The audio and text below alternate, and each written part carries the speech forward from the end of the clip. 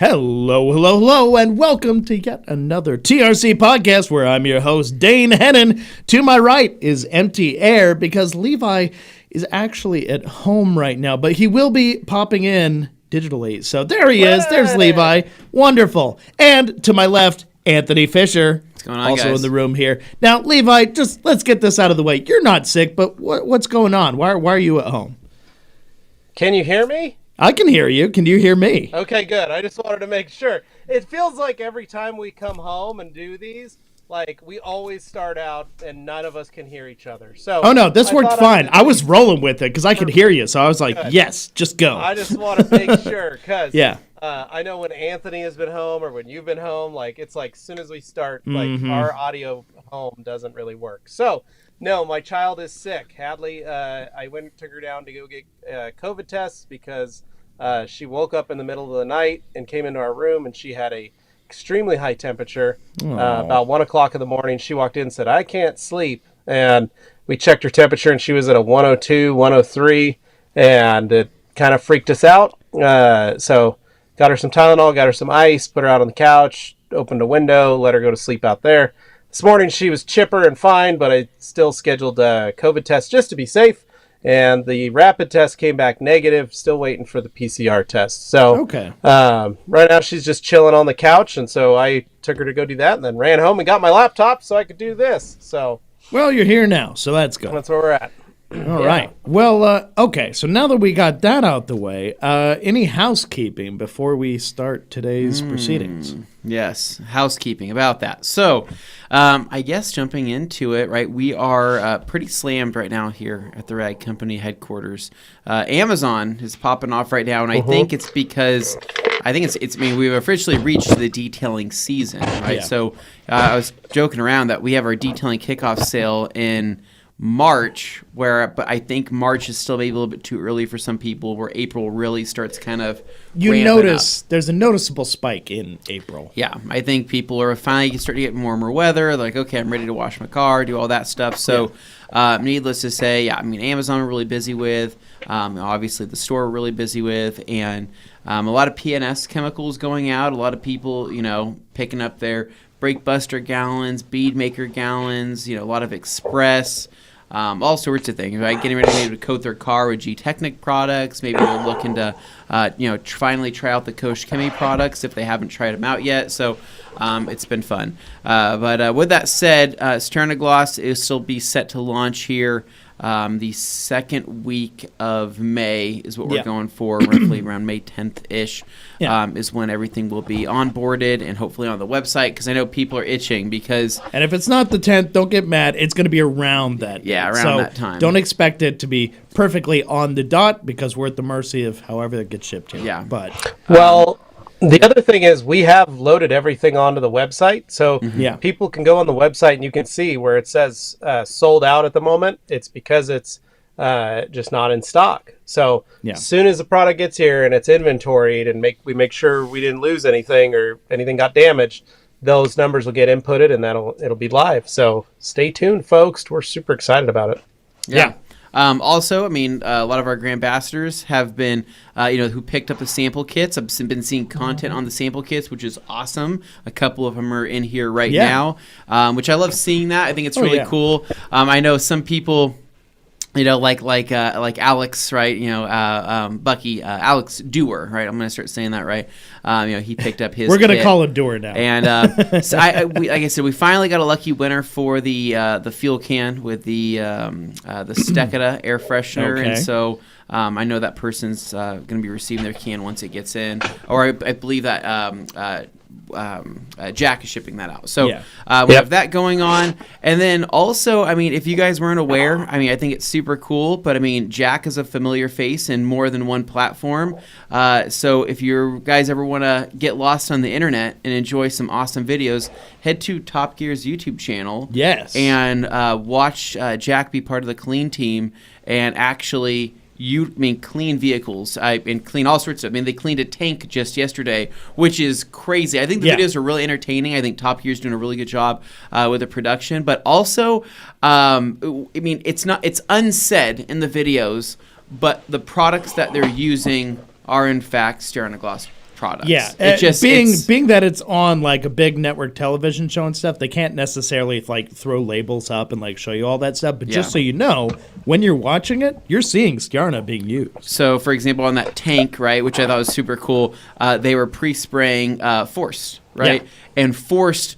They're cleaning a freaking tank with it, dude. With Force, which was awesome. But just check out the videos. Like I said, Jack is such a good, personality on the Top Gear channel, and it's just cool that obviously we're hearing his product line. So, other thing, Alex is pointing out the Grand Ambassadors are totally killing it. I mean, the new Grand Ambassadors that we pulled in for Q2, like I said, everybody is just so cool. We wrapped up all their phone calls last week, and so. Coming into this week, they have all their coupon codes set up. So if you're not following them, maybe follow them to pick up a coupon code or two to use on the website.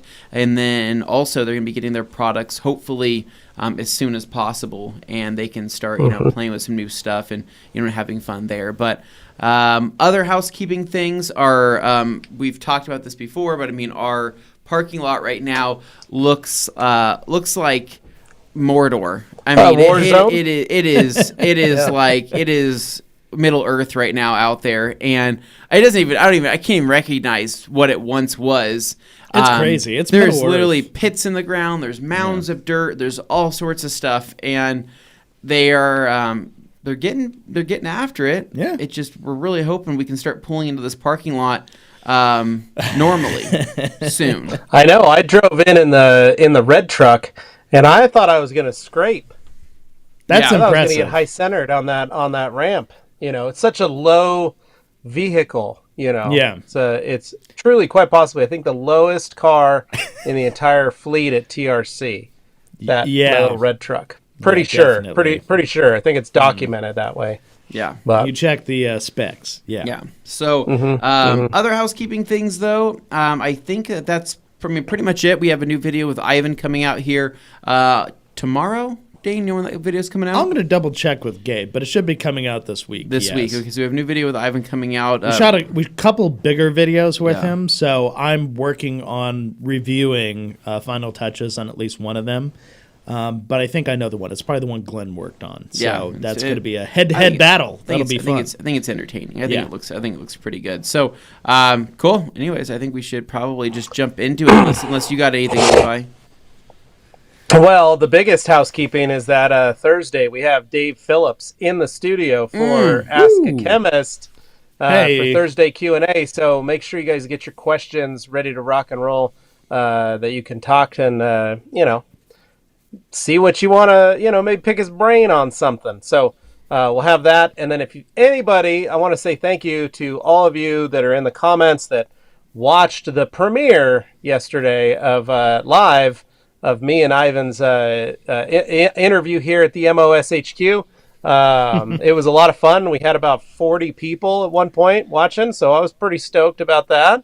And I had people texting me and sending me pictures of them watching, and it was just fun. It was a good night, and just thank you to everybody that watched. If you guys hadn't watched the video, Ivan just interviews me in the MOSHQ, and we just sit and kind of talk. And it actually was pretty fun and turned out really well. The audio was, didn't really do justice of the MOSHQ, but because the furnace kept kicking on while we were talking.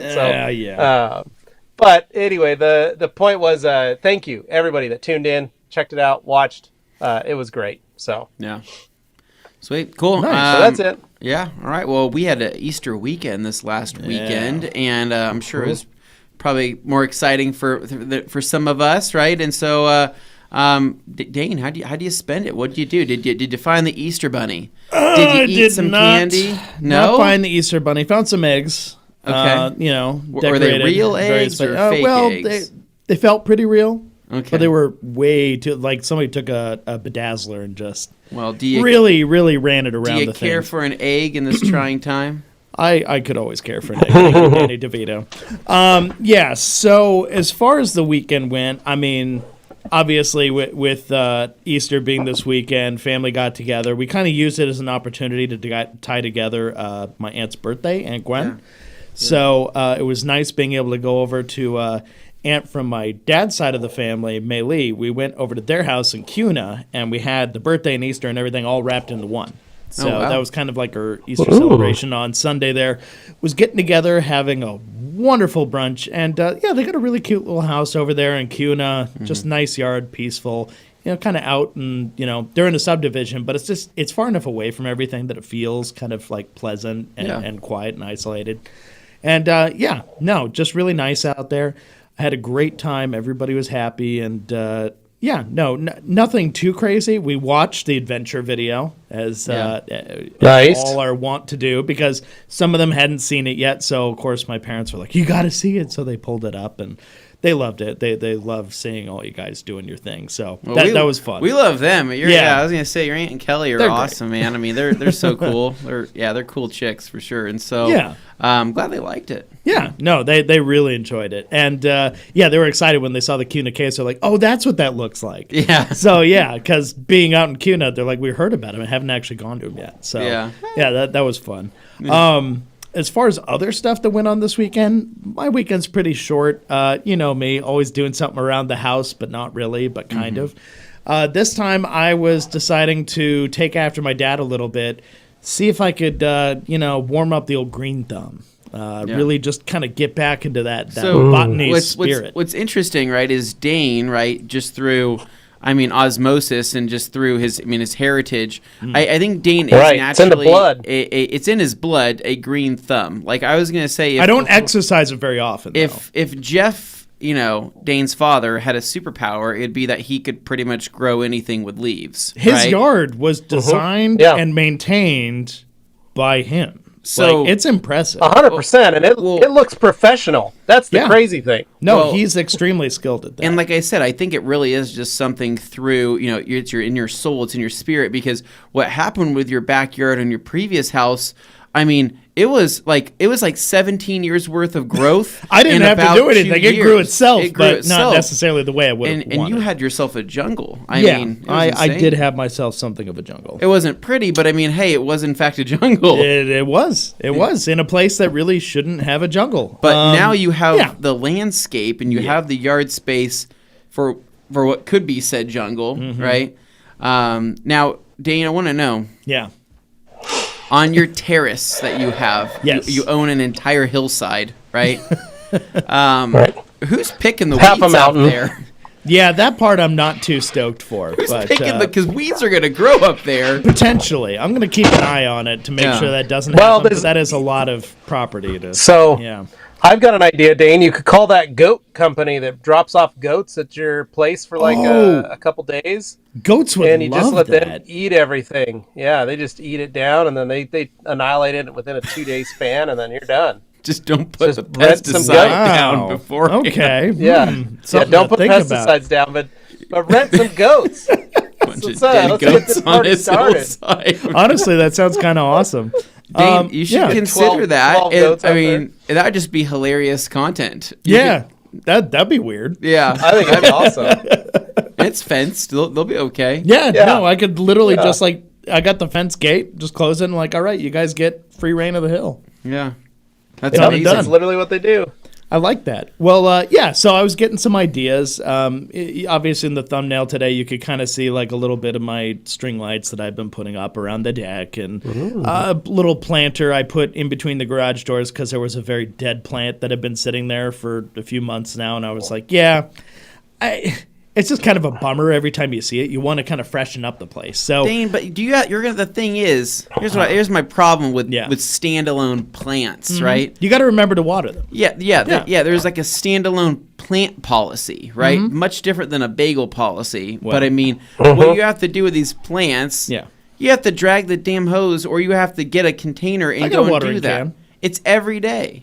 Well, I do it every couple of days. I don't do it every day. Is there a reason behind that? No, you just space it out more. It's in an area where it's shaded, but it still gets some sunlight in the morning. You like to do? I just use a watering can.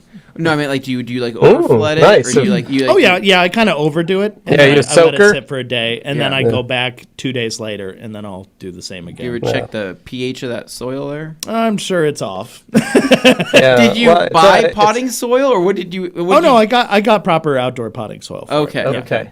And Just make I'm sure not a that total soil moron. isn't. Well, you want to make sure that soil's not high in alkaline.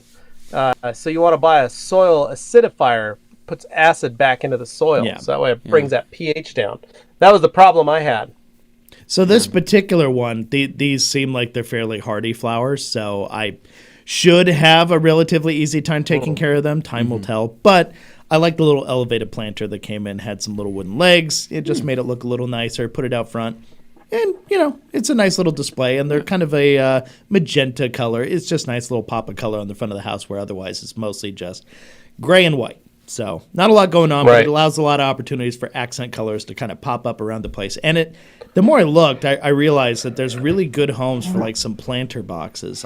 Rather than just putting a planter box, I'm looking at the driveway of this area where it like slants down in front of where the deck stairway starts. And I'm thinking, boy, if I could just level that area or like build a concrete block like form and put that there and make a planter box there with a drain at the bottom, that would be pretty cool at the base of the water. So there's a bunch of curbing forms outside right now. You could just take those, put them in the back of the van. Just take them from the construction site. You have to pull those spikes out of the ground and the wood, but you could go just take those and use them. I was looking at it and thinking, like, that would be pretty cool to be able to, like, form and level some concrete. Because that's the hard part. It's like, my driveway, the leveling is going to be the biggest pain. You had talked about a plan for that. Yeah. So I had some ideas for expansion. I'm not touching that yet until I get the other restoration stuff taken care of. I just want to make sure, like, money flow. Where are we at on the home? Well, fun update. I had originally... The 2 of the 3 bathrooms had been taken care of. They were fine. And that's been the case for a few weeks now. Yeah. And the top bathroom, where the incident occurred with the bathtub, like having the water flow down and all that stuff, the bad stuff, the whole reason all this happened with the having to go through insurance and everything, that upper bathroom has not been touched yet because of a number of things. It was a custom tub that was in there, hard to find. They had to build like a pony wall for it that goes in front of it, and then you place the tub in. Yeah. It was a big process, and that needed to happen in certain phases. And of course, contractors getting any right now, that's a pretty tough thing to do. So when you go through a restoration business or whatever, it's kind of a crapshoot how it's going to work out. But the people I've been working with have been great. Been really happy with them. Just timing-wise, stuff had to line up. So in this case, the tub arrived from the plumbing company that they ordered it from, and when it showed up, it was damaged. It had like a hole punched in it. It was cracked. It was oh my gosh! Not a drain hole, an actual hole. Yeah, no, the thing was not good. Weird. It's got a hole in it. Send it back. Basically, they're like, crap, we got to warranty this now, and sorry, but the next one won't be available for another month. And it's like, oh, okay. So then my restoration company I'm working with said, we're going to talk to one of the other suppliers that we were getting bids from, see how soon they could get something out here. The price shouldn't be too different, but it would be like a runner-up option. So we're like, all right, we'll do that. So they got it, but they're also going to be like 3 weeks. So it's a 1 week difference. But, that's the way we're going. So, yeah, it's just one of those frustrating things. This has been dragged out since late January. So that gives you an idea of how long these things can take, especially in this day and age. But, that's the unfortunate thing there. But, yeah, once that's handled, then I'll focus my attention elsewhere in the house. It's just I'm trying to stick to outside stuff that I can do myself that are smaller things. So, yeah, practicing the old green thumb, got some plants. Liz got some succulents to take care of because, it's hard to kill a succulent. But she got the proper, cactus potting soil and all that stuff. And we have a nice little, display going around various places in the house now with real plants mixed with fake plants. So you have to kind of double check, make sure you got the right one. Yeah, new game. Little game of Russian roulette when you're watering, huh? Basically, yeah. Otherwise, you're just watering plastic. Yeah. But, I just, it's a small gesture, but I think it goes a long way towards making a house feel like a home. So having some plants in there, I know people get discouraged, like, oh, all I do is kill plants. A lot of the plants today are pretty hardy. They can take a beating. Not that you're trying to be difficult, but, like, give it a chance. Better oxygen, in your home, that kind of stuff. It's just a nice little bonus. And plus, you get to look at something green in your house during the day. It's not so bad. Yeah, I think I'm more not a fan of the bugs that sometimes surround house plants, right? Like sometimes you get those little gnats. You I know was what gonna I'm say talking maybe about? you've found that. I think that's a trash can, Anthony. That's Yeah. not a planter. I don't That's get a that trash in my can house. that you haven't No, taken out. I have seen like Also gnats. I caused don't by like. rotting fruit. Yeah, well, Oh my god. I I can't post that, G. oh. I'm gonna have you. to pull this up and see. G. Davis, rest assured, I am laughing at your joke, but I can't post that. Mean Bee, what detailing product do you recommend? Let's pull that up. Do you recommend Dave for making plastic plants look real? Well, some gloss on them would be good. A little bead maker right on the leaves. Yeah, right? little bead maker. Although you don't want to seal them up, sheet. you want them to breathe, right? Yeah, So yeah. you got to make sure that they have a semi-permeable coating. I just saw it. important. Yeah, thanks, G. Yeah, that's my super exciting weekend. Other than that, I took Callie to the vet. She came back, passed with flying colors. The vet was very impressed. She goes, wait, Callie, your dog, Great Pyrenees Red Heeler Mix, she's 12 years old? And I'm like, yeah, she's 12. She goes, but she has all her teeth. And I'm like, yeah. And she's like, I look over, I was like, wait, that's not normal? And she goes, no, like out of all the dogs that come in here, she's got to be one of the absolute healthiest we've had at this age. It's like, oh, Holy smokes. okay. She got good genes. You are doing something right, Dane. So, all right, cool. And I got, results back from the blood tests and urinalysis and everything they took on her. Because I hadn't gotten her to go take a checkup in years and years since I got her started. Yeah. So that was something that just happened here this last week.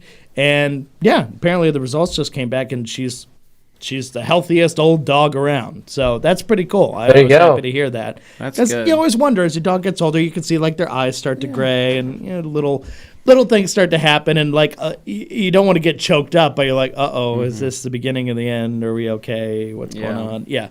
No, apparently she's doing good. So hopefully that continues. But yeah, that's my weekend pretty much. So how about you, Levi? Oh, thanks, Dane. So my weekend was pretty light, pretty simple, pretty easy. We didn't do much. I had a detail that I worked on for one of my clients and picked it up at their place on Saturday. Had it basically done by Saturday afternoon, dropped it off and got paid for it. So that was nice. Quick and easy detail. And then Sunday was, you said Easter, which it was great. So we went, hung out, just took a bit of lazy day. Then we went to our annual Gates family Easter egg hunt for money. So Augie was practicing all week for it by finding eggs and hiding them in his room and then picking them up and putting them in a basket. It's the things you got to do. You got to stay limber and work on that the hand-eye coordination. So Augie and Hadley were ready to rock. We got over to the park. We went to Marianne Williams, where Anthony got married. And That's true. My parents had rented the little canopy, and so we had a little potluck. It was great. There's only about 6 kids there. But what we do, Gates family tradition, is you bring cash in the denomination of quarters, Sacagawea dollars, dollar bills, $5 bills, and you basically buy in. And so the way we did it was I brought 2 $10 rolls of quarters for my kids and put that in the pot. My dad dropped some money. My uncles dropped some money. My cousins, they all put in. Basically, anybody who had children or grandchildren that were hunting put into this pot. So we then divvy up the money, divvy up the eggs, mark how much the denomination of each egg is, and then we hide the eggs. Now, I've been trying to send a video to Nick all day. It's not working. So you're just going to have to put this in your mind's eye. Maybe I'll post it in the group so people can see. But Augie was literally moving at the starting line, waiting, just like waiting for the gun to fire so he could take off and chase them eggs. And as soon as it hit, all the kids went scrambling for it. We gave my nephew, who's like 2.5, like a 5-minute head start. He only picked up about 3 eggs in that 5 minutes. But Augie flew through the course, picking up as many eggs as he could. He was racing his sister. At one point, he tried to knock out one of his cousins for an egg. Oh, wow. Jeez. Needless to say, it was quite the blood sport. When all was said and done, they then take their eggs over to two of my other cousins who were bankers, basically, and then they count up the eggs and the actual money denomination, and then they give the children that their hard-earned cash at the end. So my little 2-year-old nephew, he had secured some cash, about $30. So really good for being 2.5 years old. Hadley came away with $62. Well, that's Good a healthy... good hunt for that's a good Sunday's work, right? Yeah. And then Augie walked away with $97. Holy Jeez. smokes. That's money. One of my cousin's daughters, she's 8, same age as him. She had 107. So, needless to say, these Gates grandkids went away with quite heavy pockets. And it was funny to watch because Augie was so excited to have that money, but he was cracking all the rolls of quarters and Sacagawea dollars he got and was spreading it around. And if Carly and I hadn't got it contained, I swear it would have been a scene out of like Indecent Exposure where I walk into his room and he's just rolling around on quarters and dollar bills, and it just wouldn't have been good at all. So and then it took everything in our power yesterday to tell him not to take his money to school to show his friends, because that was the next thing. He was like, I'm gonna put all this in a bag, let's take it in there, I'm gonna show him what I got out of my Easter egg hunt. It's like, that's always just like a big sign that says "rob me, mug me." Yeah, steal from not me. good. When I'm not looking, walk so, away with it. Yeah, no, that please take this from me. But yeah, no. So it was. Needless to say, it was fun. It was eventful. It was exciting. But we had a good time, and the weather turned out to be pretty nice. I was really worried about it because it was kind of cold. But that's been the way we've done our Easter egg hunts since I was a kid. However, when I was a kid. Yeah. Thanks, but Jim. they we did it when I was a kid, and when I was a kid, you'd come away with maybe $13 or $17 because you had nickels and dimes and quarters, denominations on the eggs, and this time it was 1s and 5s, and that's pretty aggressive. I think there was even a $20 egg, and I looked at my cousins and I was like, why did you guys make them so high? And he's like, because I didn't want to count up 50-cent eggs. And I was like, fair enough. That makes sense. He's like, a couple $20 make it a little easier. So, but yeah, no, it was fun. And, but we just kind of hung out, and then we went over to Carly's mom's, had a beautiful lunch there. I was stuffed, after eating at the potluck and then heading over, and Carly was like, save room. And I said, oh, I will. I didn't. I was stuffed. And then the weather was so nice yesterday. I wanted to I got all the cars washed. So I washed the Elantra, I washed Carly's car, I washed the red truck. Got them all washed up this weekend because it was so nice on Sunday morning. And I thought, I'll just start washing some cars. And Saturday morning I washed Carly's car and had the Elantra washed Friday night. So I was like, the only car I hadn't washed was the Suburban, and I hadn't washed it since the dirty rain.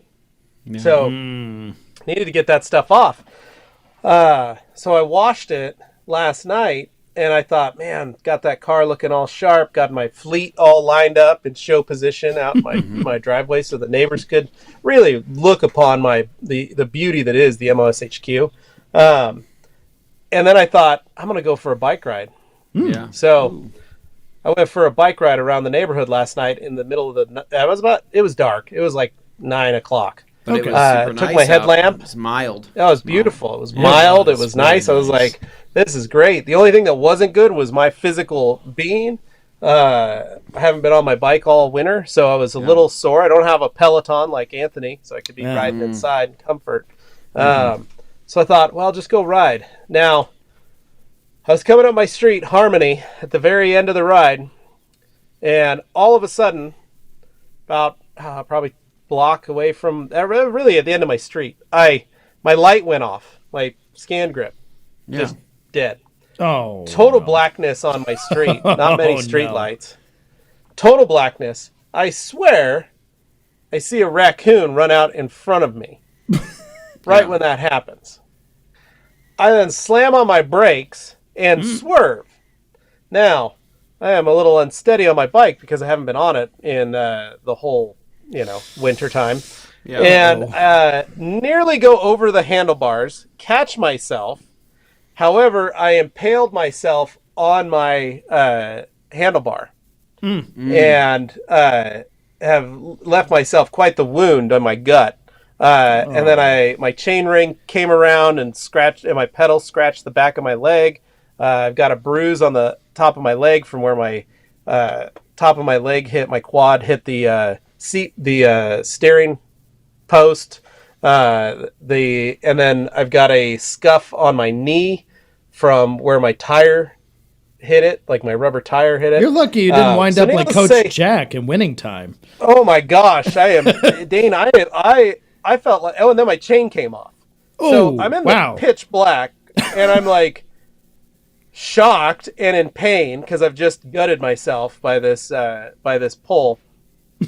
It could have been, in fact, the Meridian Marmot. Yeah. But needless to say, I felt like a 10-year-old little boy who just wrecked his bike and had a skin knee and was like, I'm like a block from home and I cannot see. I pulled my phone out. I was trying to use the flashlight on that so I could get my chain back on. And I'll show you guys my wound tomorrow or later today when I come in. But it is. My stomach hurts so bad. It's so painful and tender. But it's quite the abrasion on my gut. So I felt my pride was pretty much hurt for that. I came home and Carly's like, "How was your ride?" And I was like, my hands were all black from my chain and my gut. And I was like, and I showed her my stomach. It was bleeding. She's like, "What the heck?" I'm like, I had to go take a shower. And then I'm Googling while I'm in the bathroom, like making sure there's no like internal damage and what does internal bleeding look like, and making sure I'm okay. The first rule of internal bleeding is that it's not external bleeding. That's right. Yeah.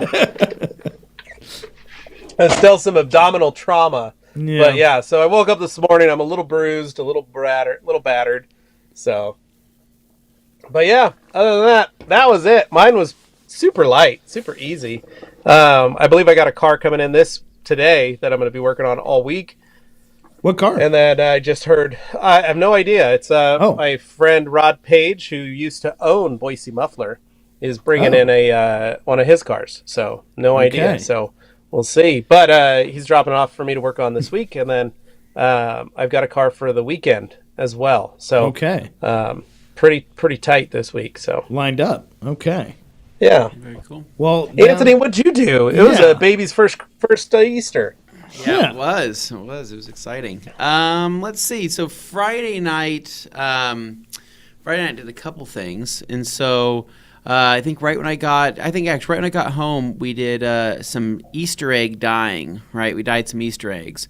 That went okay, but we ended up dyeing the baby instead. Right, and so. Oh dear! Yeah, right, that's what I'm saying. So, is there a picture of this? There is. It's on my Instagram. Oh, okay. Sorry, I should have sent it to Nick. But Katie obviously saw this idea on TikTok, right, where you could dye whipped cream, and then the baby can, put the egg in whipped cream, and hopefully some of the food coloring transfers over to the egg. Interesting. Right? Okay. The idea is correct, but it doesn't actually work. So it's like finger painting with whipped cream and dye. Well, you just get like these very what are those called? Like opaque colors, or you get like this very so it's semi-translucent pastels. It's like pastel egg dyeing. You're not getting a lot of color. I mean, because it kind of freaked me out. So what we did is we got her basically stripped down to where she could just kind of make a mess, right, and play in it, because she can grab things now and all that, and it's just really fun. And Katie mixed up all the dye, all the food coloring, and I'm looking at it, I'm like, that's quite a bit of food coloring that might stain her skin. You're going a little bit too heavy. And she's like, no, it's not that bad. I said, go lighter there, and go figure, right? The more you need the food coloring, you need like heavy dye to get the correct look of the egg. So again, because that it kind of came out like as this pastel egg color, but it was a lot of fun. She's so cute, and she absolutely loved it. We got her like this big, like it's a rubber ducky pool, but it's not big. It's relatively small, but we just set her in that and It's like a pool floaty? It's like a pool floaty. Okay. I had her do the egg dying process in that, right? Made the most sense. So Keeps her from moving too Cool. much. Yeah. Not that big Keep of a them deal. clean too. Keep Yeah. them Clean up. Yeah. So I did that, and then after that, I went and washed Katie's Forerunner because I also haven't got to that since the dirty rain. Oh. And so what I found is that rain, whether it was the mineral deposits, It's a lot of minerals. whatever was in it, it did end up kind of like staining most trim, right? So all the trim I've seen, it's kind of stained. It's left behind some water spots and a little bit, not an etch, but it's definitely like a spot of some sort. And so, yes, there we go, G. Thank you. But from there, what I ended up doing was I pulled it out, did a quick wash on it, used GSF, hit that in the foam cannon, and then I used Nano Magic right in the bucket, right, because I thought GSF is in the foam cannon, a little bit of Green Star, and then hit it with the Nano Magic in the bucket, right, and that would be a good regimen because I'm adding a little bit of cleaning power to my soap, and then I'm also adding a little bit of protection, once I get to the bucket wash. After I did that, all I could see were the water spots from last summer that have still been on the front of the vehicle, right? Because it got hammered. I think it was just one day last summer, just parked in the wrong area at work and just got hammered with these water spots. So it's my life, story of my life, right? These water spots follow me everywhere, right? Yeah. So after I cleaned it up, I felt the hood and I'm like, it's kind of rough. And it's got PPF on the whole, almost. I was going to say, what kind of protection was on there before you? It's got a half hood PPF, but the entire front bumper is all PPF'd, and then it's a half fender. So it's no kind of like coating a part, or anything. Honestly, a bead maker on it, right? And the bead maker held up okay, but that rain ate through a lot of that protection, right? So I ended up busting out the clay towel, giving it a quick clay, going over it, and then I was like sitting there. It's like 9:30 at night, looking at it. I'm like, well, I've already clayed and decontaminated it. Yeah. Why not just polish it at this point, right? Because I'm like, I haven't polished this in a while. So I hit it with a little last cut, got the water spots out, and then again, I look at it after polishing it and go, I'm like reaching for some Parla. I had some Starglass Parla. I was reaching for it, and I go, well, I mean, I've already gotten this far. Why not coat it, right? Yeah. So then I pulled out some CSL that I had left over, and then just went over and just did a quick coating. Okay. Now, my goal is I want to recoat that entire car, and I need to get a dent taken out on the hood, and there's one on the rear corner I want to get taken out before spending more time on it, because the dent on the hood bothers me the most. I see it every day when I walk past it, and I think an icicle did that like 2 years ago. So I don't know how, but it just did. So did that, and Saturday I started out as a rainy day. I'm thinking rainy day vibes, right? What am I going to do today? Well, I thought, what's better than rainy day vibes? Junkyard vibes. Oh, yeah. Right? There's something about going to the junkyard on a Saturday, right? When it's nice and calm. I thought, maybe I'll go on an adventure. I'll see what I can do. So I went out to the Jalopy Jungle, right? First, I was on low fuel on the Dodge Ram, so I threw in some Chevron Complete Techron fuel system cleaner. And responsible adult move there. Well, I figured, Dane, with the truck being sitting for so long, I've been driving the CRZ everywhere, right? It gets 10 miles per gallon in the truck, so why would I drive that? So gas has been sitting a little old. Threw in that Chevron Complete Techron. What's it cost to fill a tank in that thing? $99.05 is what it cost me on the Dodge Ram. Yeah. So I put $25 in the Suburban yesterday, and the needle didn't even move. Hit a quarter. It didn't even go. It's underneath a quarter of a tank. Oh, for crying out loud! Yeah. I got a 30-gallon tank. Tough, right? Tough. But I bit the bullet and did it. But I went to the junkyard and had quite the experience, right? I found quite a few different things. I found a CRV gauge cluster, 5-speed manual gauge cluster, which pretty rare to find. That's your Easter egg hunt. And that was my Easter egg. It was my Easter egg hunt, right? And found a Lancer wagon there, which you don't see too often. That's Stole cool. a couple out of that. Saw a 1980 Datsun 210, right? Yeah. Which the interior. there was some stuff in that interior. My grandma used to have a Bluebird. It's haunting. So. But what I did take is I took the Datsuns. owner's manual because I thought that was kind of vintage, right? Levi, it's crazy to think that 1980 Datsun 210, right? That vehicle is how old? That's what my now? dad owned. He's 42 years it's same old. age as me, 42 years old. No, that's what my dad had, a red 210 four-door. Did he? Yeah. So classic this was little a guys. coupe. I think the one I found was a coupe. Yeah, it was a two-door. Okay. Yeah. But anyway, Kind of a so notchback style, spent not some the time. fastback. Just so many interesting things I found. I see at the junkyard. But then I met a friend there who was asking me. Oh, a if friend he- there. You knew this guy? No. Oh, This okay. guy came up to me. Just a That- junkyard friend. It's Just different kind of friendship. junkyard okay. friend. The He kinship came up of to me and asked me if I knew anything about cars, and well, me, I don't really know. I know a little bit, not a lot. Hey, you're here. You must know Everything. something. Well, he wanted to know if he could take a different mirror from a different car and put it on his car. And I said, well, what do you mean? But did he know what Explain. kind of car he had? Yes, he had a Chevy Cobalt, but what he was wanting to know if he could just take any mirror from another car that was the same blue color as his car and put it on his car, right? And I Right, told yeah. him that that's just not going to work. That's not gonna work, and it might not Well, look he was right. thinking he wanted some tow mirrors, probably. I don't know what he Two wanted. mirrors on a Cobalt. But it's a it Towbolt was- now.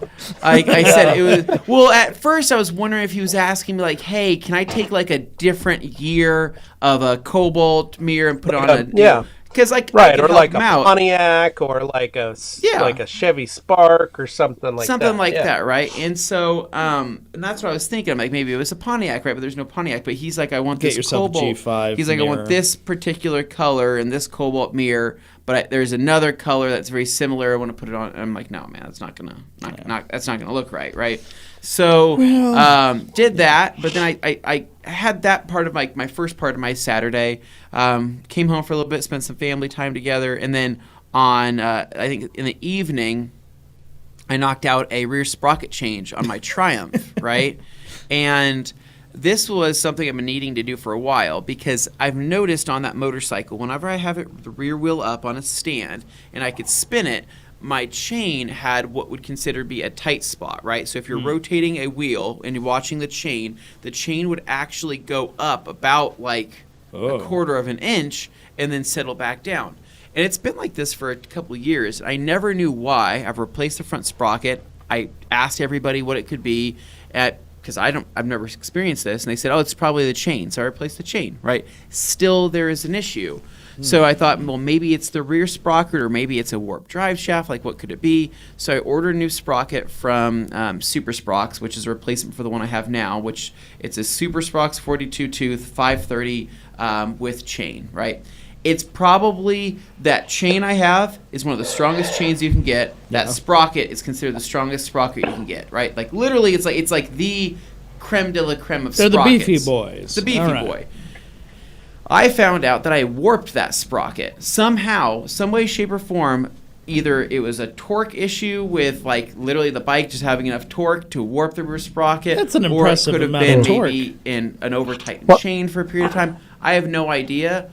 All I know It's is all that the wheelies and burnouts you do. It's clearly. it could be the wheelies, but You hooligan.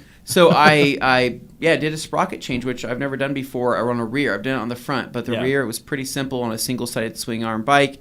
So I threw that on, fixed my issue. I was like, no way, right? Was there any Amazing. difference you would notice while riding that I have presented no itself? idea. I haven't Or was it ridden it just yet. kind of invisible until you actually Yeah, I really haven't- saw it on the back there? Yeah, I don't know. I haven't ridden it yet, so I put everything back together. But what I like though, I like working on that bike for some reason because I feel like I've had it for so long. You have like the confidence just to take on jobs that you wouldn't normally have confidence of doing. So I did that, and then Sunday was a good day. We went over to my parents' house and we took Lucy there for Easter and had our first Easter egg hunt. We dressed her up. She was super cute, and we had some good food. We had kebabs, right? Ooh, fun. We had some kebabs. We had all sorts of things like that, and me and Katie did our own Easter egg hunt. Got some scratch offs, right? I made like $5. Ooh, that's fun. $6 I made. I was pretty stoked. And it was just a good day with my family. I mean, like it was just a good day. We, like I said, you get to hang out. We went on a nice big walk, and it warmed up quite a bit. It did. On Sunday. Yeah, an it was nice. unexpected amount. So overall, though, I mean, I think I knocked out quite a few different things. I want to get to more car-related stuff. Sure. I got that CRZ's body kit thing booked for paint, but that won't be happening until April or May 5th. Where are you getting that done? So I remember there was a big, I lost issue my with the I guy. lost my We paint trust guy. our painter. He moved. So. Well, Yeah. the thing is, Dane broke it. Dane broke him. So yeah, it was Dane's stupid fault. We lost him. M3 was the We last had to job that he paint that did, or M3.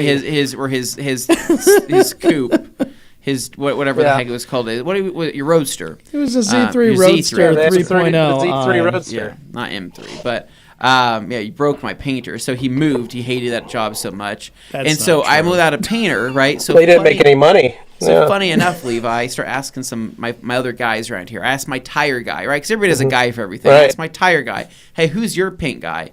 And he says, oh, Auto Express. I'm like, Auto Express? Where's Auto Express at? He's like, oh, you can't miss it. He's like, it's right off of Fairview and Curtis. It's right next to this sandwich place. The Great Harvest. The Great Harvest. Yeah. Oh, those So- My guys. sister-in-law owns. Yeah. So I said, oh, I think I know where that's at. So I went to this guy. Guy was nice guy, and he kind of quoted me, but I mean, really affordable. I mean, he's told me roughly about $500 for the full kit. Wow. Which is better than That's good. better than the $1,300 I was quoted from the previous guy. So Yeah. I was stoked on that. But it was funny because I pull up into the parking lot. I talked to him. I said, "Hey man, I'm like, the Great Harvest is right here. How funny!" I'm like, my friend Levi, his sister-in-law owns a place, and he goes, "Did she used to own it, or does she currently own it?" And I said, Like, and the where's way this he, and the way going? he said it, You're I was like, I don't know. Yeah, I don't know that much about the whole situation. Yeah. But it sounded like if she they don't get along. It sounds like if she currently owns it, then he doesn't like her. But if it was Yep. an owner in the past, he would be okay with her. Yep. So I was just like, you know what? I'm going to stay out of this and have you just do what you do That best. almost cost you a few $100 bucks. Because I Ooh, find that that, was close. I find that relationships fail with my painters pretty often. And Yeah. So What I can say that she will say that she doesn't have any problems with him, but I do know that there is animosity because the landlord that owns that building, that whole complex, yeah. my brother-in-law and sister-in-law offered to rent that space so they could expand the restaurant because they currently have one unit, then Auto Express, then their unit. So they already have 2 units in that complex. So they said, hey, we just want to rent this. We're going to knock out this wall, and we want to build the restaurant bigger and our bakery bigger.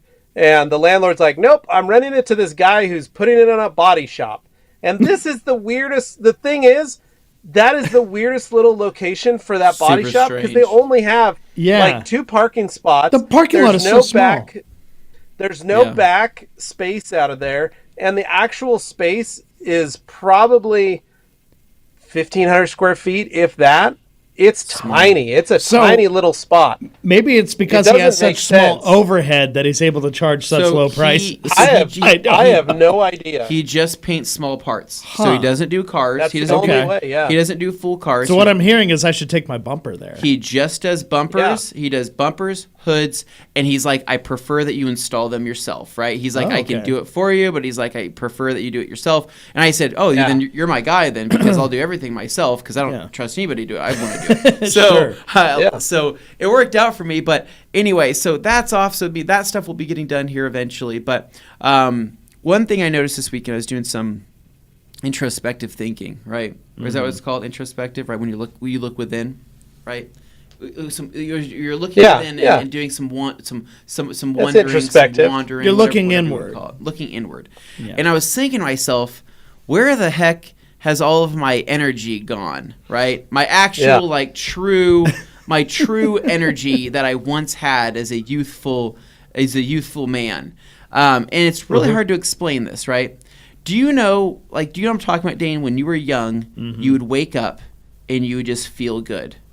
Yeah, well, apparently Dude I is had a ready to beef with rock. Earl Schreiber there, so. So, do you know what I'm talking about, though? You know when you're young, you're like, well, it doesn't have to be any particular age, but just when you're young, you'd wake up and you'd be like, wow, I can't wait to tackle this day, right? Oh, yeah, no, there's a certain, like, bountiful energy that's just somewhere in you that's always ready to go. It's always ready to go. And then you cross a certain age threshold, and that goes away. Well, and you're physically and mentally able to do what pretty much whatever you need to do. Yeah. Right? I mean, like that's where, if you're waking up for school in high school, you're waking up at 6 o'clock in the morning, you're getting ready, not a problem, right? It's okay. That's just how life is. I could still stay up late or whatever it might be. And then I was thinking, okay, going into the early 20s, you move out, you're living on your own, you still have all this kind of energy, you're finally a little bit more independent and you whatnot. gotta be scrappy sometimes. You gotta be scrappy sometimes. You're probably working a manual labor job. Yeah, something like that. Yeah. And then, exactly, I did work a manual labor job. I was working Because at I played Lowe's sports, and then when I garden. stopped that, I gained a little weight, and I was like, oh, I don't like that. But I was still working like a lot of manual labor jobs.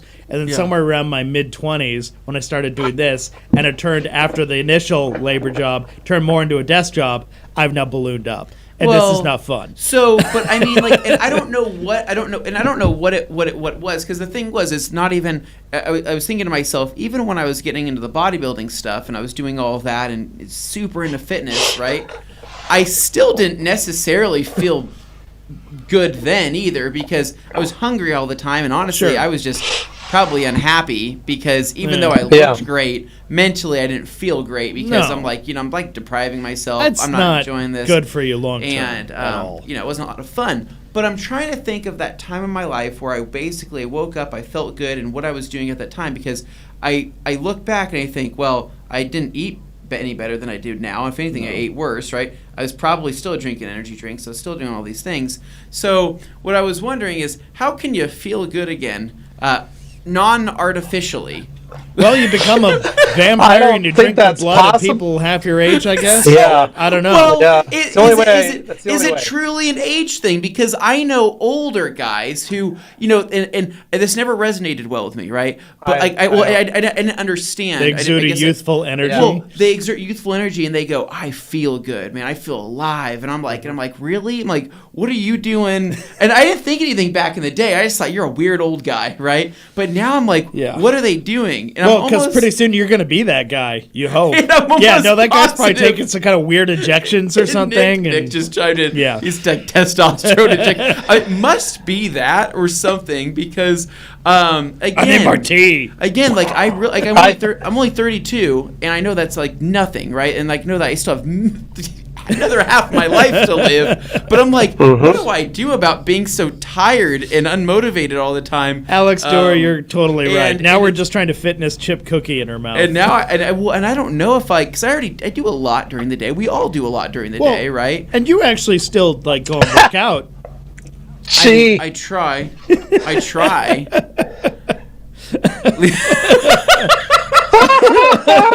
That is absolutely horrible. That would be that. So, that is not. That's not the answer. So, Anthony, you are not wrong. Are you saying that G is not wrong either? What are you laughing about? No, I'm just saying what you're feeling is not wrong. I will say, as a 42-year-old male, did you feel this way in your younger 30s? Yes. I felt exactly that. So here's the deal. Augie, to this day, will wake up at 6 o'clock, jump out of bed, run down the hallway, jump onto the couch to turn on the TV. Like, that boy runs everywhere. And Carly and I made that comment. We're like, he runs everywhere. That's a conscious decision. But I remember being like that when I was little, where I just ran. You just ran. And maybe you were barefoot. Maybe you had on shoes that didn't really fit or weren't put on your feet properly. Like, you just stuffed your feet in some shoes. You just took off running. And I remember that. And then I remember when I was a teenager, I remember sleeping more. Like, I remember always waking up at like 6 a.m. and never having a problem just waking up, no alarm clock. Yeah. And then I remember when I became a teenager, I started sleeping till like 8, 10, 12 on the weekends. Like, just couldn't get out of bed. Just couldn't get up. And I remember that. And then I remember in my 20s, or high school years and 20s, realizing like, oh, I didn't get enough sleep and I'd be tired in the afternoon. Yeah. And going like, I wonder if this is because I didn't get sleep, like in my brain thinking that. And then in my mid 30s, really about your age, I started feeling tired, like from work, like exhausted, and going like, oh man, I got to catch up on sleep, or why am I feeling so tired? But kids drain you, babies drain you. They take that. You got to remember, you gave up 50% of your DNA for that child, so it's pulled some of your energy out of you.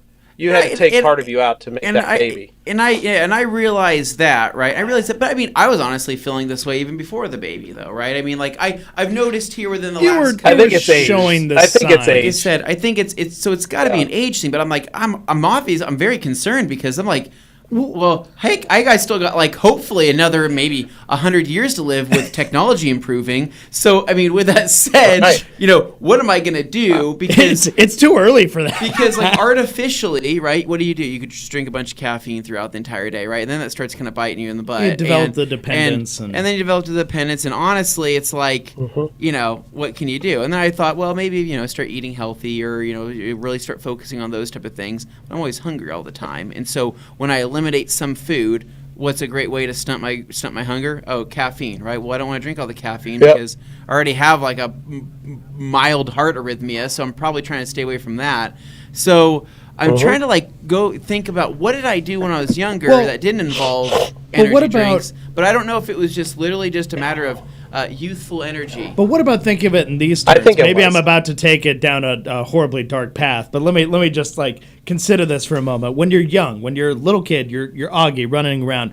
You run everywhere because the world is still a big mystery. Everything is exciting and new and fresh, and there's always something waiting for you. Oh man, every crazy opportunity, even when something sucky happens, you're still going to be fine because guess what? There's going to be tomorrow. You just got to keep moving. And then as you age a little bit, things start to become less of a mystery. There's less new things that are happening for you. And eventually you're in less of a rush to get those places because the inevitable disappointment is just waiting on the other side of whatever journey you're making from one place to another. You're getting sadder. You're getting a little bit more depressed. Things are getting horrible. So suddenly you're in less of a rush to get these places because you've lost that lust for life. You're not feeling that energy, that youthful vigor.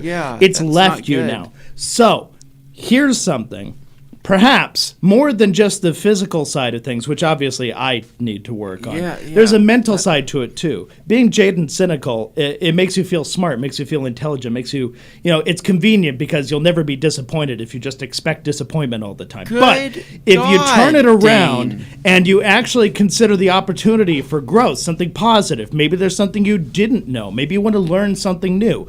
If you can find ways to motivate yourself to actually be interested in things again, really develop, renew that youthful vigor, that thing you lost, bring it back, get interested, get excited, learn something, you might be able to reclaim some of that energy. And it comes from a place that isn't just the physical battle. You got to work on yourself mentally too. You got to get yourself back in the cycle, because I, for one, am an incredibly deep down, I'm a very cynical, jaded person already inside my brain, and I tend to have very sarcastic thoughts all the time. But I find if I can just turn that off for a moment and think about something and go, well, what if something positive happened? What if something good happened? What about that? I find just that little dose of that, like, oh, it's a little spark. It's like, oh, I feel good. I feel a little bit better. Maybe I'm more interested in giving this a shot. If I can do that and just make a habit of like, okay, for every cynical thought I have, I need to have at least one positive thought mixed in somewhere, kind of make it a little better. As you get older, you need to find more opportunities for that. You need to build on that. So I think that could be a good takeaway. I realized you and I are only in our early 30s, but at the same time, there's a lot of life left to go. We got to work on this. Is this why you bought a house plant? Houseplants make me feel good. We have some great comments in here. So we got Humberto saying that he sleeps for 4 to 6 hours a day, and then a little siesta after lunch, and then good point from Dane. And as G. Davis says, as a 50-something, what does he say? As a 50-something, I can definitely tell you, youthful enthusiasm is by old guy bitterness and soul crushing. Jeez, oh my God, that is just horrible. So. these are all great points, but I will just tell you a lot of it is just age, getting older. But you're right, Dane. Find something that makes you excited and happy, and you enjoy it, and you like doing it, and it keeps you feeling young. And for some of our audience, that's discovering detailing and getting excited about detailing. It's something new to they don't know. Here's something that gets us excited, and I don't know if I am remiss in bringing this up, but yesterday, the three of us got into a deep conversation about bags. Yes. Backpack. Hot bag talk. I'm not starting this again. Hot bag talk 3.0. We did talk about that. Yeah. It was hilarious to watch the team freak out about it because they're like, no, you're not bringing this back. But Anthony had some great points. Dane had some great points. I had some great points, and it was fun to bring that back. And it's doing things like that. Same like you say, Dane, with detailing and people finding stuff that like you kind of get excited about it. You start hunting for stuff. Same with going to the junkyard. You go on your little Easter egg hunt, so to speak. You find the things that you enjoy, things that you like. That's what keeps become you going, an enthusiast about something. Right. So what's with this? You know what the hardest part about all this that you're saying though? Yeah. The hardest part that it's very hard for me to grasp about this. I have too many hobbies right now. Mm-hmm. I have too many things I can be excited about. Perhaps but I don't narrow down the breadth. I don't know how. I don't know how. And you focus on something that you can dedicate more effort and time to, just down one or two paths. Well, I would like to be a good father. That's my main. That's my main goal. That should be your goal, right? And like I said, my daughter brings me an immense amount of happiness. But you also need an outlet, an exploding amount of inner happiness that I get from being a dad. But I will say though that like I try to, Jeez, why did I put that? Oh my! Oh gee! As I looked, I was like, oh yeah, let me put that up, and I'm like, oh my god! Oh man! Oh, that was awesome. So, being a good father is over racist gene. Well, hey, let me try it out. I'm gonna try it out for maybe 18 years, and then after that, and you're just gonna disappear for cigarettes one day and never come back. Well, at 18, everything is fair game. Okay. But I mean, like I said, let me try it out for 18 years. I'll see how it goes. But I think though that to your point, Dane, I think the world is much more exciting. I think your outlook as a younger person, because the world does have a lot to offer, right? Mm-hmm. But I mean, you'll go through a lot of ups and downs in that process of finding that. And in high school, right, your biggest thing is, I can't wait to get out of high school. I can't wait to see what life is after high school.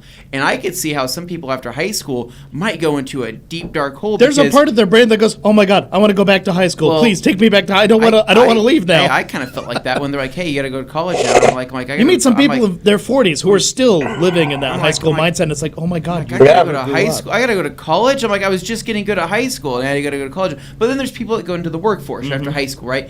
And that is their rest of their life. Right, in whatever shape or form that may look at, which is maybe not a bad thing. People find a point where they settle at like different points, and then they maintain that mentality throughout. But then even in college, right, you're going through a tough time in college because just college is difficult. But you still have a positive outlook because you go, wow, what's life like after college? Right, life can get pretty good, right? And let's just say.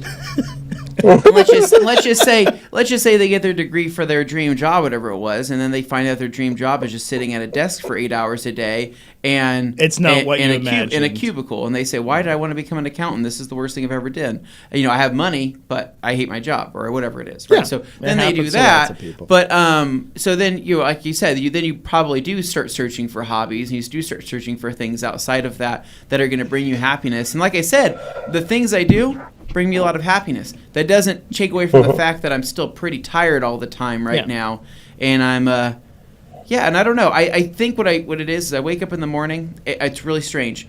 If I sleep for like more than 7 hours, I wake up. I feel like I got hit by a train. Yeah, right. And I go, oh my God! Like I can't wake up fast enough. I can't be motivated and get up fast enough. But if you wake up too early and then you're expected to like go do important stuff right after that, I almost feel nauseous in the morning like doing that stuff. Yeah, like there's a window where you gotta like. Acclimate, all right. Yeah, right. I find 6 to 7 hours of sleep, but I can't do naps because I feel like I'm messed up. Like I feel nauseous. I feel sick. I can't take a nap either. A nap. A nap A nap hurts wrecks me, man. And so I can't take a nap so, for sure. So I will say, yeah, real quick, that's the biggest thing that I'm worried about our UK trip, our Europe trip, is, I don't know if it's this year or what, but I worry about not getting enough sleep and running on less sleep. I worry about taking naps and feeling like garbage. Yeah. And we're going to be pretty much hard packed for this whole trip. So that's the kind of stuff that I actually worry about. And I went to the doctor yesterday, had a full physical, and that was one of the things I discussed with him because of some of the issues that I have. So I wanted to make sure, like, what do you think? I want to see what all my stuff is before, because that's the worry I have. So yeah. And so sorry to interrupt. Yeah, going back to it though, the really quick, that's a good point. But going back to, let's just say tomorrow, Dane. Yeah. You're buying a new car, right? Oh boy. Tonight, right? Tonight. Are you going to sleep? You might sleep, right? But you're going to be excited about tomorrow, and you're going to wake up tomorrow with a bunch of energy, Oh, right? yeah. So how could you have that same energy every single day, like you're getting a new car tomorrow, or you're getting your favorite toy, or you're getting your something You got tomorrow, those butterflies, every you single got day, those right? jitters. And like I said, we love our jobs here, and we love coming here. And Yeah. we have all of our friends that work here. That doesn't still take away from the fact that we still get tired in the morning. And so, like I said, I've been trying to think of ways to figure this out non-artificially, to where I'm not just injecting myself with more and more caffeine and coffee and all that. Yeah. I try to figure out what you can do. Oh, yeah, Nick, I can't say that on the feed, but so I don't know. Just something to think about, which I thought is just kind of an interesting take, and I think that Mean B says, too many hobbies can also be a problem. Where honestly, I kind of envy those people who. How do I say this I don't want this to sound bad, but the guys that don't have hobbies, like there's people out there, men and women, or just people in general that don't really have hobbies, and when they find that new hobby at a particular age, right, maybe that they're in like this kind of dull area of their life, and they find this new hobby, and they get all the joy and passion for that new hobby, and they get years of enjoyment and maybe years of education, whether it's in detailing or whether it's in cars, or whether it's maybe they're into mountain biking, or maybe they want to go be a professional magnet fisher, whatever it comes in. I think that I envy a lot of those people, because at this point I have a hard time letting go of the hobbies that I love for potentially something different, or just fear of me not being able to be myself with the same hobbies that I still like. Sure. But like I said, I just have too many, and I can't really pick up any more. But like I was talking to Levi, I really would like to get a mountain bike or some type of bike. Maybe I can start biking. Me and Katie can take Lucy Get a out, little seat, whether it's in one of those attached to the trailers back. or Yeah, a whatever little it trailer. is, and go for a nice fun day of biking. And then I go, well, is that another hobby, or is it just something you have? But right, see, because that's a I have a group hard time activity. separating. I have a hard time not buying a bike and saying, well, let's make this bike cool. Yeah. That's my problem. Right. And now that becomes a hobby, and I'm going to research everything. I'm going to buy all these parts or whatever it is to make this bike look cool. And I can't just have a bike. Just like I can't drive a stock Corolla, or I can't go out and buy a Honda Accord and not do anything to it. Yeah. It's a very hard thing for me. So that's also that's also hard, and especially becoming a father and having children and having to figure out. You set aside, both you and your wife set aside your personal hobbies for a while, because you now have the child to focus on, and the children, and so you do have a tendency to set that stuff aside. So I fell in that same trap, Anthony. I started selling cars to just thin the herd, because it was like I don't have time. I don't have time to work on this. I don't have time to do this. I don't have time to put into that. So I have to get rid of it, because it's not worth it for me to just let it sit. So I would take the money and try and find something else to do. And that's where getting back into bikes were easy. I could do trailers. I could do baby seats. I could do all kinds of different stuff. That's when Carly and I figured out we liked riding a tandem bike. We put a trailer on the back of that tandem, and we went for a ride, and it was actually something fun that we both enjoyed. We argued, because that's what those are marriage bikes, right? You gotta be ready for that. But that's what that's something that you do find. And hobbies, I was welding almost every weekend before Hadley showed up, and I was building furniture, and I was building pieces and things for folks.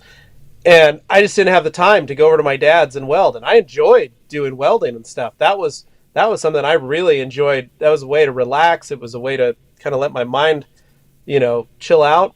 I stopped doing it because I just couldn't take the time away from the house or the family, and I didn't have it anymore. And so me welding my bumper in my garage is literally the first project that I've been able to do in over 11 years where I've actually gotten to weld. But even then, I don't have a lot of time. That bumper's still in pieces. It's not fully done because I don't have time to do it, and I'm in piecemealing it. So it is part of the life. It is part of life. It is what's going to happen until your kids are old enough to be self-sustainable before you can find them. And that's why the UTV market is so hot right now, and the travel trailer market is because people are finding things ready to rock. God dang it, that is hilarious. Oh my god. That's what happens. People get to a point where their kids are finally self-sustainable in the sense that they can go do stuff, or they can do their stuff on their own, and that's when they're buying. That's the joke of the midlife crisis. That's where you go, oh my gosh, I've spent this last 15 years taking care of my kids and being a parent. Yeah. Okay, the kids I don't have to worry so much about. Now I want to do stuff. And that's also the same thing with relationships. People get to that point in their relationship where like, man, we focused for so long on just taking care of the kids. We don't really get along. And so people, that's when they get divorced. That's when they start finding new things that they like doing. It's life. It's how it just works. And it's like there was slack, and then it eventually gets tightened and it snaps. Yeah, and a lot of times that can happen. Or that's when people are like, yes, our kids are finally gone. It's our turn to do stuff. And so that's when you've got families and couples that are buying properties, and they're traveling, and they're doing all the stuff that they've been thinking about wanting to do. Or they finally have the money to do the stuff too. My dad, that was when he started buying trucks. So he started building his hot rods. So it's going to get there. And yes, you are going to have some replacement therapies going through, basically, with different hobbies that you are going to be bringing in, but it's going to be part of it. It's just life changing.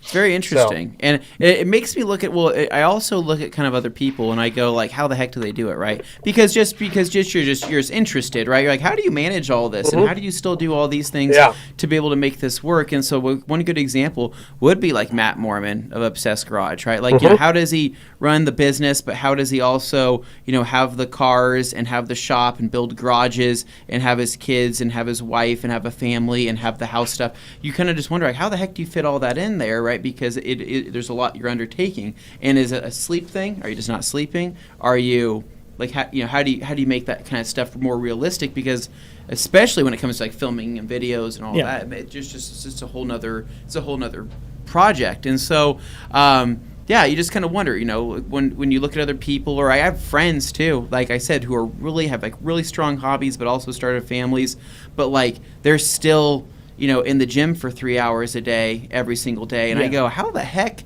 So you got off of work, and then you worked out for 3 hours, and then like you went home, and like then your spouse was okay with that, and then you became like, and then you were a dad and husband for like a couple hours, or how does that work, right? Like, it just makes me wonder, like, how do you fit all this stuff in and still be able to manage that stuff? Or is it that they aren't really managing it, and it's just kind of they're going through the motions, and it makes you just kind of wonder, like, how the heck do they make that stuff work? Because again, like I said, between cars, cars, motorcycles, trying to maybe cook food, right, instead of order food. Also, do some side stuff and content, maybe take photos, do whatever else I do, photography, videography, and then I try to go to the gym, and then I also try to ride the motorcycles I have, and then I try to be, a dad, and all these different things, and a husband, and you kind of wonder, holy crap. How do you fit it all in, right? And again, I think to Levi's point, you got to start letting some stuff go and replacing it with other things for a while. It's hard because you find that some of those things are who you're. You think if you give up any part of it, right? You're never going to get it back. Well, but the reality is, it's a fear. It's an identity thing, because you're like, well, but that's who I've always been, and that's who I still want to be that person, but I still also need to adapt and evolve and become a better person for other people. But you just don't want to lose, who you really are, right? Yeah. And so I'm sure, with moms, right, that have children, they go through their identity crisis of now they are a mom, right? They're no longer their own person. Now they have this child that they have to care for along with the father, and that's the whole thing. Well, they're also the worrier. Really, most of the time, the Yeah. mom is the worrier of the family, so they worry about everything when dads don't really worry about that stuff. So they have that on them. Joey says my energy levels significantly increased after having heart surgery. I was 30, Whoa. but ended up with that teenager energy again. Heart surgery at 30, boy. Joey, tell me about glad this you're heart okay. surgery. I'm Yeah. going in. Like I said, I have a mild arrhythmia. I don't know if that would That's not solve fun. my. I don't think that would probably solve my issue. But dang, that would be pretty sweet. So That'd be great. anyways, I thought this was an Yeah. interesting talk because No, I like it. we kind of went down a tangent of maybe talking about feeling old or feeling fatigued, and then kind of going into maybe a darker path from Dane. Thank you, Dane. And then even darker Count on path me. from G. Davis, and then maybe kind of ending up with our discussion on hobbies, which I think is interesting. So it's stuff to chew on, and you think about it. And I don't know. I don't think I'm alone. That's but my I think- favorite kind of podcast, though. I hope the viewers feel the same way. Is that once in a while we got to have like a little deep dive, and you guys throw your That's comments right. down below if you're watching later down the road and you're only just seeing this episode maybe a month from now or something. Leave your comments below. Like, what's your experience like? Yeah, I don't know. And like I said, do some personal thinking, right? Introspection. Introspection. Look within yourself and see how you've changed, or maybe see what things that you maybe feel like you're maybe need to change or whatever it is. And like I said, I have some. Like I said, I'm going to try to eat and healthy now for like 3 days right now. And I'm talking like back to like a pretty like strict diet. And I'm going to try to sustain that for a little while. I'm trying to just drink water. I'm trying to cut out some energy drinks and cut out caffeine. See if that improves my energy. And then hit the gym. I hit the gym tonight as well. So we'll go from there. Thanks, G. And Dane's dark path. Joey explains, had a leaky valve, but the engine is running great again. Heck Glad yeah, to hear it, yeah. Joey. That's Glad good. you're okay. Yeah. Well, I think that's a great way to round us out. Anything left to add before we go today? Yeah, I wanted to make sure everybody understands and remembers we're doing an open house at TRC EU May 30th. So please, if you're listening in Europe, come visit us. We'll be in Hengelo, Netherlands at the ragcompany.shop or Rag Company EU. Come see us. We're going to be hanging out. We'll be signing autographs, kissing babies, but we'll just be spending the day with the team there. So we want you guys to come on out, say hi to us, and then come see us at Waxstock this year in the UK. So Those are the we're two gonna have a lot of opportunities fun. for our European friends to see us. Yeah, So come take see us. advantage. Yep. All Dane, right. take it away. Well, thanks, guys. It's been an enlightening conversation. Really enjoyed this, and I think our viewers did too. It was fun to hear different people's stories. So you're welcome for a little darkness once in a while. We kind of need that just to make the light seem that much brighter. So you're welcome. You're welcome. You're welcome. Anyway, guys, thank you so much for watching. Thank you so much for listening. And of course, if you're not subscribed, I ask, please do that right now. Hit the thumbs up. Helps us out. Gets more views on these things, and we can keep this train rolling. So, of course, later this week, don't forget to tune in for Q&A Thursday because we will have special guest Dave Phillips in the house answering your chemistry-related questions. That's going to be a lot of fun, too. So don't miss it over on the main Rag Company channel. We'll catch you guys later this week. See ya. See ya. See ya.